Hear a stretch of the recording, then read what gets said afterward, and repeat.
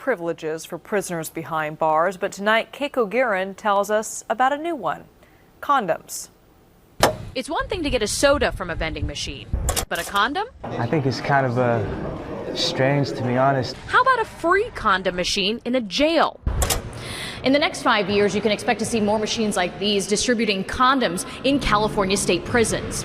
It's an important public health intervention. Free condoms for California prisoners. An intervention new to the state, but not new in San Francisco. Free condoms were handed out to inmates as early as the 80s. At that time already, lots of people dying of AIDS, and particularly in the sheriff's department, several deputies had died. It had just been devastating. In fact, state officials reached out to San Francisco's program as a model for the rest of California. The prevalence of HIV and AIDS and hepatitis and STDs is higher in county jails, but we have contained it for some years, and we are starting to see the population go down. Sheriff Ross Mercury says this new law should have happened years ago. For California, it's long overdue.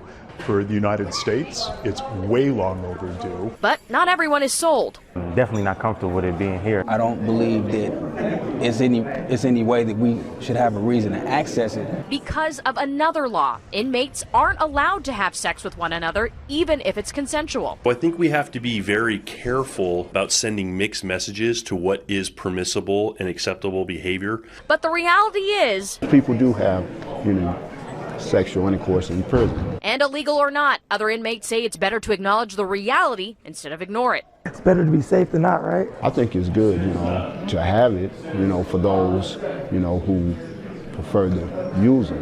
According to the CDC, 1 in 7 people with HIV passes through a correctional facility each year. And in California, more than 1,000 prisoners are known to be HIV positive.